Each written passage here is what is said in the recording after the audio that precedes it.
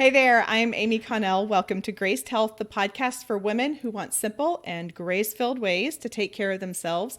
I'm a personal trainer and nutrition coach who wants you to know your eating, movement, and body don't have to be perfect. You just need to be able to do what you're called to do. I am thrilled today to have Lisa DeKam with the Axia Project with us today. So let me tell you a bit about Lisa. With over 20 years of experience as a physical therapist, she has a passion for working with individuals who are pursuing eating disorder recovery. She enjoys addressing the impact of eating disorders on physical function, the emotional experience of exercise, and how meaningful movement offers a resource for healing and hope. Her deep appreciation for the human body and gift of movement also translates into exploring the outdoors as often as she can. Lisa, I knew I really liked you. Welcome to Graced Health. Thanks, Amy. I'm really honored and glad to be with you today. Yeah, well, the feeling is mutual. And I tell you what, I mean, just getting outside, I have always loved it. And I can think about stories that I had growing up that just connected me and meaningful times and relationships to the outdoors. And I don't know why God put me in Houston, Texas, where it's really hard to get outside for about 6 months of the year. But in January, it's lovely. So Well, and the opposite is true here. I'm in Minneapolis, Minnesota, so it's those winter months that provide a little bit more challenge. We have to look for those opportunities differently, but we love summer. I bet you do. I bet you do. Okay, I am really excited to get to know you better. I'm excited to learn about the Axia Project, what you do, and I am excited to talk about our conversation today, which is going to be focused on joyful movement. First, I would love to hear what drew you to physical therapy. Yeah, great question. I was thinking about this a little bit. The place where it started, I think, was in high school. I had to write a career paper. And I chose physical therapy for a variety of reasons. My dad broke his hip when he was in high school, and so I saw the impact of that throughout his life.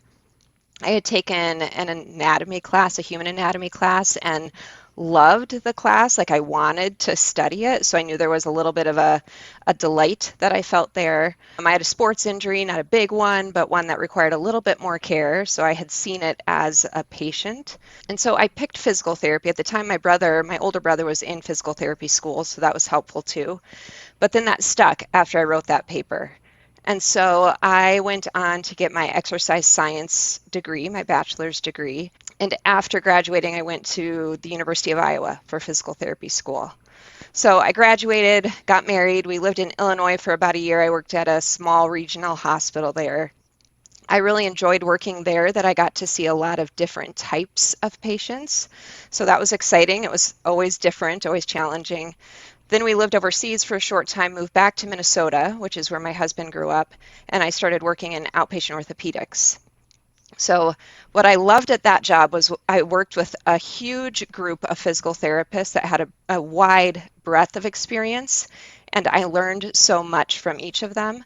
During that time, I got to start working with some of our pregnant and postpartum patients who are experiencing musculoskeletal dysfunction. And that was really fun. I loved the patient education piece that came with that. So I considered going on for my master's in public health and then had a family. So things changed a little bit. Stayed home for a bit. After a couple of years, I wanted to get back in the clinic, so I did some on-call work yet in outpatient orthopedics. But then I also saw this ad for a physical therapist that was needed at an eating disorder clinic that was not far from our home. And they needed weekend coverage, which worked really well for our family at the time. So I knew very little about eating disorders. It's not something that we learn a lot about in physical therapy school, at least when I was there 20 years ago, more than 20 years ago. So I stepped into it because logistically it worked well. That was 2009, and I've been there since. So on call for much of that time. Now I'm in a more regular position, but I love working there. Our patients struggle with, some of them do, not all of them, struggle with dysfunctional exercise. So there's not a lot of joy typically when exercise is dysfunctional. Oh, so I so agree. And eating disorders and dysfunctional exercise, I have to imagine, often go hand in hand. Not one doesn't always perfectly correlate with the other, but you probably see that in tandem. Right. There's some research that actually shows that exercise is one of the first presenting symptoms of an eating disorder for some people and one of the last to resolve. But we don't always pick it up right away because a lot of those exercise behaviors are very culturally celebrated. Oh, it really is. So it is so true. One of the things that you'll hear out of people's mouths a lot, I mean, this is outside of the eating disorder lens, Yeah. is, oh, I have to work out. Oh, I have to go to the gym. This is something I have to do. I have this book called Your Worthy Body where every chapter is a rule to break. And one of the rules to break is I have to get my exercise in. I have to work off dessert. And so there's this mindset, there's this myth that exercise negates other things in our life. And it is a chore. And it's in our mind, it's a chore. So to start this off, I would love for you to give us the foundation of how you define joyful movement and why it's important to reset our mindset around exercise. Yeah. I think a lot of times when we hear the word joyful movement, even though it says joyful movement, we tend to think happy exercise. And so, or like dancing. Right. Like I'm always going to love everything that I'm doing when I'm at the gym, or I'm going to go on a walk and it's going to be like the epitome of my emotional experience for the day. And so that can feel really out of reach for a lot of people. Our pastor this summer did a sermon series on the fruit of the Spirit, and he talked about joy and how it's different from happiness. I think happiness we think of kind of as there's this cloud of glitter that's kind of following me around. That's not necessarily what we always feel with movement. But joy is something that's more substantive. It's not necessarily reactive, but there's more of a practice around it. It doesn't just show up. We do some work to kind of cultivate that. He said the Greek word for joy is chara, I think I said that right, or delight. So there's that sense of it's something that's present, it feels good, and it's enduring too. It's going to be there even in times of suffering or even in times of pain or when things aren't going as well. So I think that picture of joy is a little bit different than what we hear in kind of those catchphrases for exercise behaviors. And then I think with movement, I like to think of that pretty broad too, because we are so focused on the mechanics of exercise, and I think there's benefit in understanding what we're doing. So we don't want to negate that. It's not like we're throwing that out the window, but movement is something that shows up everywhere throughout our day. And so looking at how can I experience joy with movement throughout my entire day. Obviously, we can't spend all day thinking about, I'm so delighted that I'm taking out the trash. Like our brains just don't have space for that. But I think kind of thinking differently with that. And what I tend to see too is when I'm working with individuals who have really struggled with either dysfunctional exercise that's compulsive or maybe excessive, or the other end of the spectrum where it's kind of that all or nothing of why even try. When I say the word joyful movement, sometimes I see their eyes kind of glaze over, like, how am I supposed to enjoy that? So I think we kind of need to rebrand what we're talking about when we're talking about joyful movement. What's meaningful to me? What gives me purpose? What allows me to live a life that aligns with my values? That sort of approach to, I think, is important. What are your thoughts on I'm trying to think about the right words here, but allowing the joy to be expressed or to be felt in different times. Mm-hmm. So, for example, my community knows that this is what I say. I love doing track workouts. I never ran track as a kid, but there's something about a track workout that I love. So let me tell you what I love about it. I love it when I'm done and I know that I've done it. I love, not in an obsessive way, but I think it's really fun to get on on my fitness app that's connected to my watch and see my heart rate. Like that's for some strange reason kind of fun for me. Hmm. I love knowing that I've done it, but it is not joyful at the end of the sixth 300 meters that I'm running, which for some people is nothing, but for me, it's a good workout. So, I mean, can we find the joy? Maybe not necessarily when we're in it, but after it, or does that cross over into some sort of potentially disordered eating realm Has the or moving? Yeah, I think it has the potential to go there, but kind of what I hear too is there's some meaning in that experience for you, right? Yeah. And an element of competence that comes with it. And we know that competence is a really important ingredient for experiencing joy with movement. So I think that's part of that picture. Another part of it is I think we often use the phrase finding joy in movement, and maybe we just move those words around a little bit and say finding movement in joy. So when do I experience joy, Oh, and what is movement's role in that? We lead so much with the movement rather than leading with the emotion. When do I experience peace, and what's the role of movement in that? When do I experience social connectedness? What's the role of movement in that? And so that's just kind of a starting point for setting that foundation that can go different directions in terms of the formality of the exercise piece of it, if we wanted to go there. Um, but that emotional experience is super important. I think that the place or the potential for dysfunction in what you were describing before, we tend to say data can be pretty problematic, so create distance from data if you're seeing a real drive to connect with that.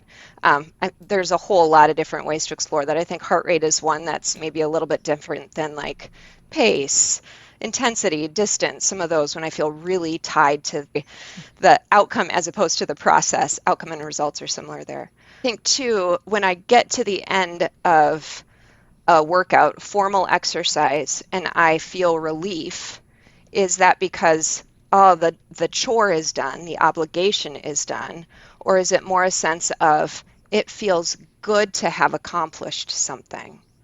Or do I feel completely exhausted, or do I feel some rejuvenation because of what I've just done? Those are different types of experiences, and they will direct me differently in how I participate in the future. that makes sense. What I really like seeing is just the chart of it going up and down and up and Yeah, down I know. for some It's reason. pretty I well, and love that. that leads to body appreciation, right? Like when I can see, wow, look at how my heart is responding to what I'm doing. Look at how capable it is. I might get this quote wrong. I'm pretty sure I will, but when I was in undergrad, we had to read the book Fearfully and Wonderfully Made by, I think it's Philip Yancey and Dr. Paul Brand. And he does a lot of comparing the body of Christ to the human body, and there's some such beautiful analogies in there. But one statement that I think came from that book was the heart is this incredible pump that on average lasts like 75 years. You can't find a pump like that for a car. You can't find it for, the technology and the machines that we have. And so celebrating that by watching how it responds to movement, that's my intention that directs me there, right? That's so true. That's so true. And as you were talking earlier, one of the things that was coming to mind in my own story when you say, finding movement and joy. And I think about the joyful times that I have that involve movement. And it's things like hiking in the mountains, walk and talks with the friend. Like when I am joyful, I am often moving with my friends. And so I love that connection that you made for sure. Yeah. Now, what about people who maybe have had some negative experiences in the past?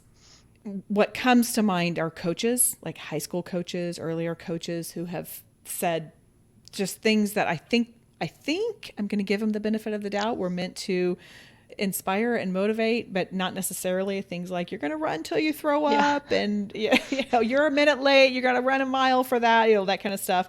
But how can we start to reconnect with our bodies and find joy in movement when movement has created the opposite of joy for us in the past? Yeah.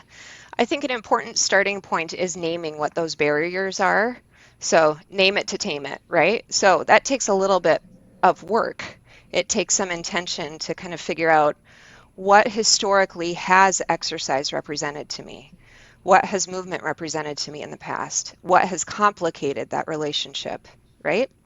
So it's just like a relationship with a friend, right? If I have a relationship with a friend and there has been something that has broken with it in the past, I want to repair that to heal the relationship. We don't just move forward and slip it under the rug. So our relationship with movement, there's some benefit in addressing those barriers, calling them out, saying, I feel some shame because this is what I associated with movement and exercise in the past. And then I think it's helpful to pay attention to the things that help us to foster more joy in movement. So there's a book that I have found really helpful in this regard. It's not necessarily through an eating disorder lens, so it's not one that I would say, hand to somebody who's really in the midst of working toward recovery. But it's called The Joy of Movement. I think it's by Kelly McGonigal. Oh, Yeah. yes, that's a fantastic book. I actually quoted it a lot in my book. Yeah. Yes. So she calls out those three ingredients of autonomy, competence, and connection. So autonomy, if I've had a coach yelling at me, that's not autonomy, right? Even if I've signed up for the team, I maybe have some autonomy in having joined the team, but that isn't dialed way up. So what can I do now to increase my sense of autonomy? And some of that is figuring out what are things that I do want to do.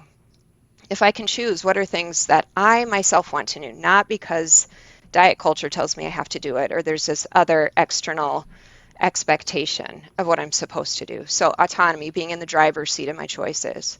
Competence.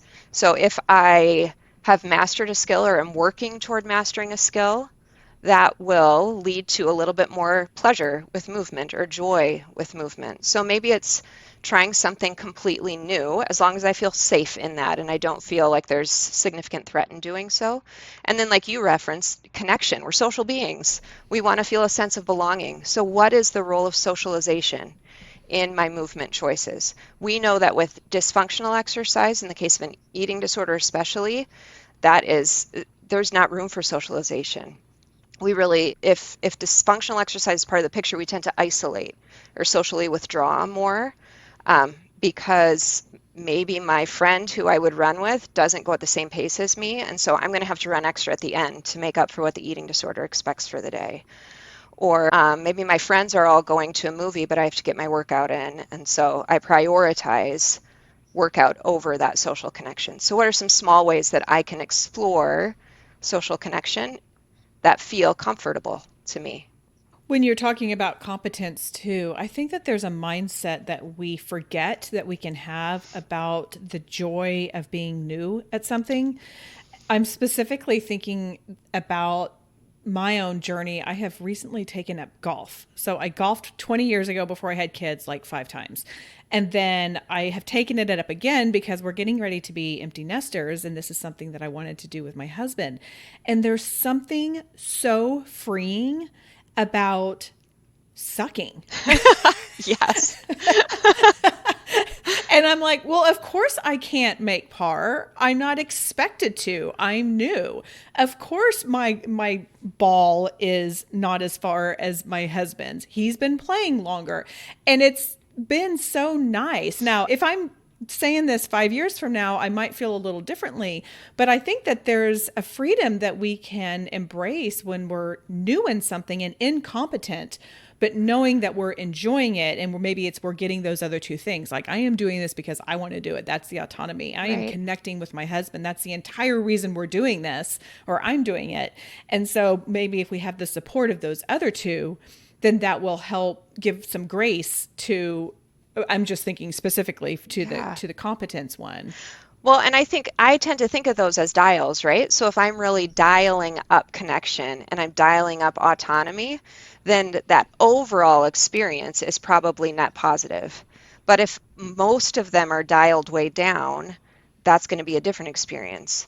So as I'm building competence or starting to see some of those skills grow, I'm dialing that up, and maybe it shifts over time 5 years later, right? But that's even in your response with being new to the sport, you're demonstrating self-compassion for yourself, right?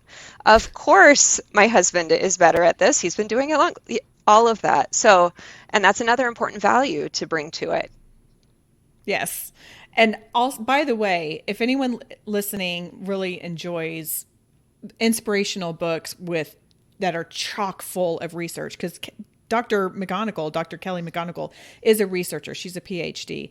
That book made me want to get back into group fitness. It's fantastic. She has some wonderful examples and her own story in it. So, as a side note, Yeah. that's a great book, and I will put it in the show notes. Okay, so let's talk some about the mind body connection and how we can utilize that. So, if anyone's been listening, me or really probably anywhere, I mean, mind body is not a new phrase anymore. Maybe 15, 20 years ago, it was newer to many of us. But how can we utilize that to help us foster a positive influence and positive relationship with exercise? Yeah, that's a great question.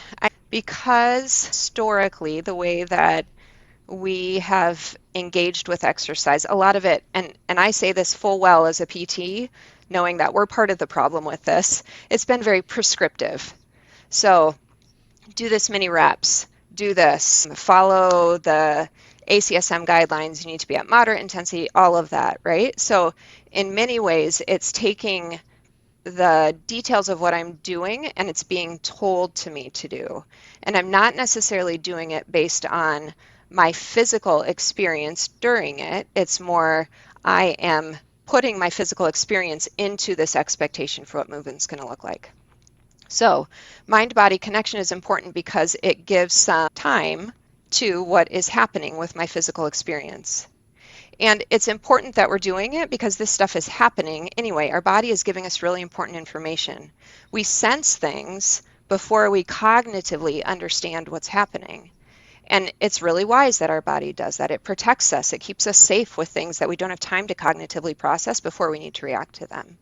So that, I think, too, in terms of when body image or body dissatisfaction is really pronounced, that is the answer to it, which is maybe the other end, considering the physical side would be embodiment. So I'm living in my body as opposed to being that observer, self-objectifying, and thinking about what my body looks like to the world. So we call that in general terms, I'm listening to my body, right? And so we say, I'll have people say, well, I just know I need to listen to my body more, so my goal is to listen to my body. And so we throw that term around a lot, but I don't think we really get into what does that mean. So I think a helpful structure for what that means is thinking in terms of neuroception. So neuroception is kind of that the work that my nervous system is doing under the surface all the time to keep me safe and stable.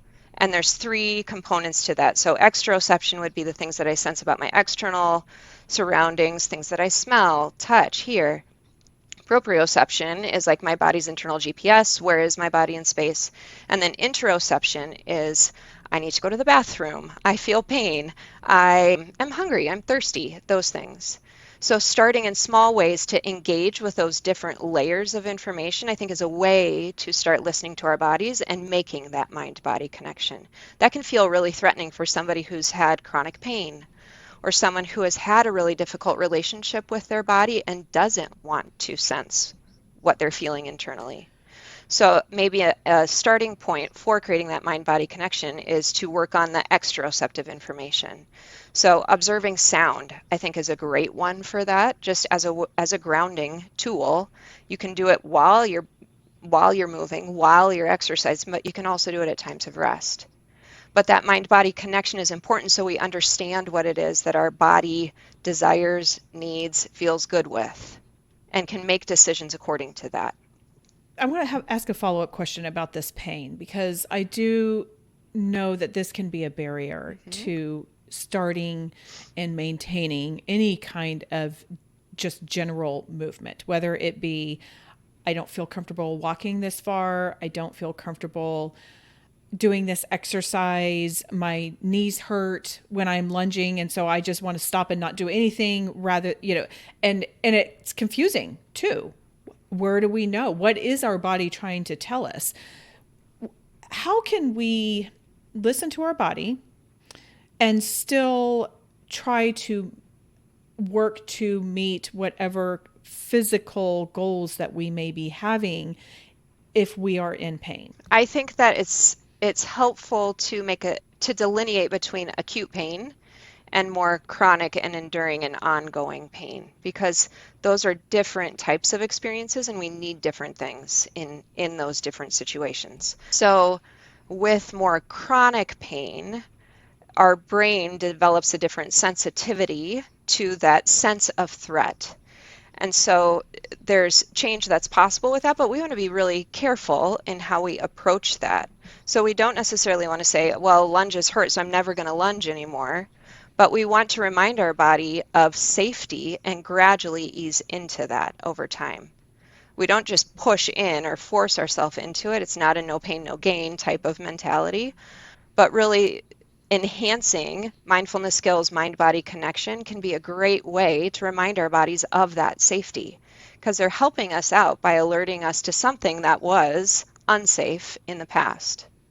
Acute pain is a different direction on that, but more chronic and enduring pain.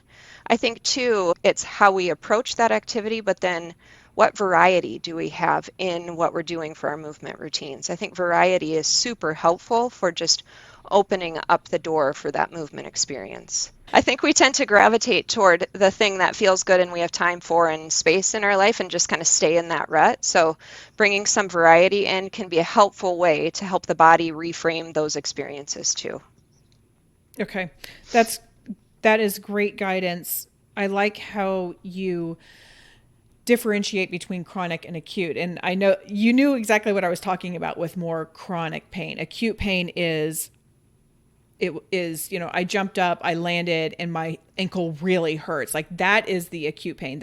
Or I've like something that is a little more defined rather than like my knees always hurt. And so anyway, I'm glad that you differentiated that. And I really like that you knew exactly what I was talking about. But pain is a very real barrier, right? And It so is. we need to address the barriers that are there. What are your thoughts on using words in our head, like just having things that we say, like, you are safe, I will be gentle with you, like just internally? We don't even have to say the words coming out of our mouth to help create this space of safety so that we can do what we are trying to do to become either stronger, more flexible, etc. Yeah, I really like that a lot. I think in terms of that mind-body connection, mindfulness is something we practice. It's not something that we just throw in when things get messy as a way of getting out of the messiness. We want to practice it so that our body picks up on that in those moments that are difficult. So I think tying a statement of some sort with physical experience or physical engagement too. So one thing that I really like, I do this myself and I sometimes will do it with some of the patients that I work with, is 30 seconds of just breathing and noticing what my body's telling me. Super simple, and yet we don't do that very often. But hands down, so I'll do it with a patient in the room because I know I need it too. It helps us to regulate better together. When I do it, I take a breath and I'm not expecting anything, but what happens is my body's like, oh, I've got your attention. You need to side bend to the left because your right upper trap is so tight right now. It's just been waiting to tell me that, right? But it's got my attention. So I think pairing something that is one of those restorative phrases of I'm safe, I am grateful for my body's capacity for this, with building an awareness of what it's telling me at the same time can be really helpful. It's a friendship, right? If I am building a friendship with someone, I want to be a good listener. I don't want to be the only one talking. I want to hear what that person is saying and respond appropriately. So noticing what my body is telling me, becoming aware of that and responding in a way that supports that, and hearing what it needs in terms of safety and stability. Yeah, talking to yourself like you would want to talk to your friend, Right, or like you would want your friend to talk to you. right. Yeah. Which I think comes back to self-compassion then too, right? Because we don't tend to talk to ourselves that way. We tend to gravitate more toward that self-judgment piece than we do toward kindness or compassion. Right. Oh, that's so good. Okay, let's talk some about motivation because that's something that people can struggle with. You mentioned earlier on about I'm all in or all out, green light, red light, something like that. How can we take what we've talked about today, find that movement and joy? I'm gonna quote you on that for the rest of my life. That was so good. and and strive for consistency without putting the shame on ourselves when we mess out, or when we miss a workout, without feeling pressured, without feeling overwhelmed, because it's like, well, this is something I told myself I was going to do and now I'm not, and then we go through down that internal death spiral. Right. Yeah. Yeah. I love the consistency word in there, sustainability, right? We know Right. that one of the most important factors in our behaviors is that sustainability piece. So if our goal is those long-term health benefits, sustainability is the key that gets us there. And what is most sustainable is something that we're actually going to do. So Right. if I don't like what I'm doing, I'm probably not actually going to do it. If I don't like HIIT training, I might do it for a couple weeks and then be like, you know what, I really don't like this at all. I'm done. So we got to find that secret sauce is that thing that I actually really like doing. So I think it's kind of a mix of some extrinsic motivating factors and some intrinsic ones. So those extrinsic ones are, I know it's helpful for my health. I know that strength training helps me to be able to age differently. It helps me with independence. So those are things that I kind of keep in my mind as some of those extrinsic factors. But intrinsic ones are actually super important. There's a gal, Michelle, I don't know if you say her name, Segar. She has done a lot of work around motivation. And she says that we have that piece backward, where motivation is actually the result, not the driving factor.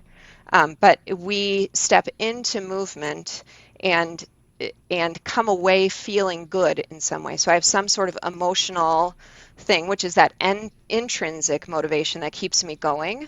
So that intrinsic motivation is that result that brings me back again over time to build the sustainability. I like that a lot. And I find that to be true as well. It's Yeah, what keeps us going back to doing that again or playing around with it rather than saying, well, I'm just going to be more motivated to right. do this. I Yeah, just I got to love put that. those shoes on and get out the door and it's not every day that you wake up and like, I'm going to experience so much beauty and I can't wait to go. But when we stack up enough of those experiences, then we start to understand, our bodies start to understand that that's what happens, and our minds start to understand that too. As you're talking, I'm wondering if a good practice for people who have a hard time with motivation, have a hard time with consistency, would be to identify something positive at the end of a workout and tie it to that. And I don't know about you, Lisa, but I have found whenever I say things out loud, it sticks with me a Yeah, lot more than if it's just like this fleeting thought that is in and out. So if I say it, like when I have to count, like when I'm counting my laps of the track, I have to say how many I've done because otherwise I forget. I think there's some but I want, science on that. Like when we hear our own voice, we own it differently. I don't know, oh, but okay. I don't know. Maybe, Well, maybe that not. makes sense for me. Yeah. But like saying, like, I feel so accomplished. Yeah, I enjoyed meeting that person out there. I loved catching up with my friend doing that. And then that kind of starts to remind ourselves of why we are doing what we're doing and something that was enjoyable about it. And that might kick in the motivation yeah. for the next time. I love that. That's that mindfulness piece that we bring to it. So, one way that we talk about bringing that in is we often think of doing kind of a physical warm up at the beginning of an exercise session and then a physical cool down at the end. We can tie a mental warm up to that physical warm up and then a mental and emotional cool down to that physical cool down too. So, it's pairing those together of, yeah, I got to have this great conversation with my friend when we went for our walk today, or I got to see the sunrise and that was really fun for me today when I went for my walk. I think there's huge benefit in being able to name those things that we want to return to. I so wish I had this wisdom 20 years ago Same. when I was doing like the group fitness classes and I remember an instructor would turn down the lights and I was like, well, this is weird. Or they turn down the music. I'm like, come on, I just want to get out of here. And I just had that go, go, go mentality all the time. And there's so many ways that I wish I could have made that mind body connection. So many from myself 20 years ago. And I think that would have paired me and my body better to thrive in the upcoming 20 years when things just aren't functioning they're functioning well, but it's different. Yeah, it looks different, right? Yeah. Yeah. In so many ways. Yep. Yes. Yep. Okay, Lisa, I want you to tell people about the Axia Project, the work that you do, and how people can connect with you. Yeah. So the Axia Project is something that a friend and I started. Her name is Jackie Dans, and we were friends from school. Our kids went to the same school, and we ended up finding that we would meet up in the carpool line and be like, hey, you got to listen to this podcast. Or, I mean, we all have friends that we do that with, right? Like, read this book, Oh, or yeah. I'm going to send you this article and this link, check it out. And so that turned into not just sharing resources, but like meeting up for coffee with our notes and comparing and all of that. And we learned some things that were new to us around body dissatisfaction and body image. One really important resource in that for us was the book Beauty Sick by Dr. Renee Engel. She's a professor at Northwestern University in Chicago. And so she did a lot of work in her book at looking at objectification, self-objectification, body satisfaction. There's one chapter in there called Function versus Form, or Function over Form, that talks a lot about how we spend so much effort and time thinking about how do my choices with movement impact the way that I look, my weight, shape, appearance, as opposed to my ability to function. So we're comparing resources and saying, you know what, this has been super helpful for us to dig into this a little bit. Let's bring it to some of our friends. So we did like a 3-week email blast thing with some content, started up Instagram and Facebook together. So we have a number of resources through that we've developed. We had a newsletter. We've developed a Body Image 101 online course. It's less than an hour, 26-page workbook with it, and then some other resources that just help to foster body appreciation within a culture that doesn't necessarily foster that for us. I love that. What's coming to mind is just like a best friend's, I mean, I don't know if you're best friends or not, but like a friend's like favorite things. Yes. Like, you know how at the end of the year, like Oprah used to have the favorite things, and now there's like these favorite things party. Like, these are my favorite pieces of wellness-based stuff, and just sharing it out, because those are the things too that when you know someone else has found meaning in it, someone else has learned or maybe even made some adjustments from it. Well, that's the kind of thing that you want to be listened to. Right. Yeah. You want to pass it on. Yeah, exactly. We were actually in a favorite things group of women at Christmas time that would get together and $5 gift. What's my favorite thing for $5? So it's funny you bring that up. Well, they're fun. They are.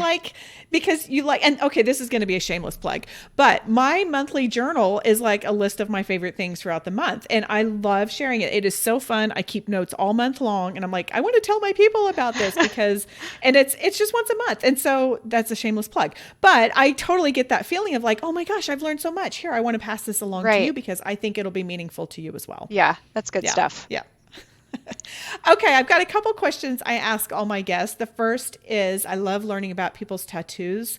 I don't have any, but I have found that when someone puts something on their body for the rest of their life, they often have a meaning behind it. So do you have any tattoos? And if so, what's the meaning behind it? You can just pick one if you have more than one. And if you don't have any, if you had to get one, what would it be and where would it go? Oh, great question. I do not have a tattoo. We were talking about this with a group of friends a while back and going around the table, and my husband's first response was, I'd get a QR code. And I'm like, what? And then someone else said that their teenage son would be like, no, the Apple's or whoever is already like figuring out everything about our lives. How would we make that any easier? So I don't have a tattoo. If I were to get one, we have a 17-year-old son. We also have a 6-year-old son who's a first grader. And we had a son in between who passed away when he was 3. He had glioblastoma, which is a very very bad type of brain cancer. I And am so so sorry. thank you. When he died, our friends in our community really showed up and they lined the route from our house to the church with orange balloons because orange was our older son's favorite color. So if I were to get a tattoo, I'm guessing it would be an orange balloon or something that kind of represents his presence in our life because we always remember him. I don't know where I would put it. That's a good question. Maybe ankle. Okay. All Yeah, right. Lifting you up. What was his name? his name was Micah. Micah. Oh, that's wonderful. Not it's a wonderful name. That all came Thank out you. really badly. I'm so sorry. Well, And it's I'm not really fair of me sorry. to throw death into the middle of a joyful movement podcast. But Lisa, this is life. Right, This is how we are. We have the hard things, we have the joyful things, and that is what creates all of us. So I thank you for sharing that with me and my community because that's part of who you are, and I'm right. sure it's part of how you relate to life and other people. Right. So I know Micah is missed, and thank you for sharing that. He was the Little piece of epitome of joyful movement. He was I mean, he's 3. oh. He would circle around and say, "Mom, I'm so busy," meaning, "Mom, I'm so dizzy." But he was really busy. How We cute. can learn a lot from kids on how we should move as adults, should move Right. as Oh adults. my goodness. Right. I wish I had the study, but my husband was someone was telling me about this, how they took children on a playground and then they replicated a playground for Oh, adults. I love And it. these were like fit adults. Like these were people who normally moved and they were each assigned a different child to mimic. And as these children were going through and monkey bars and pulling up and jumping off and all, like the adults were zonked, like they were so exhausted. Yeah. And the kids were like, "Let's go more." I know if you've ever followed around a kid at a playground, you can relate to that, right? Like trying to get through those little tunnels, that's hard work as an adult. It sure is. Yeah, absolutely.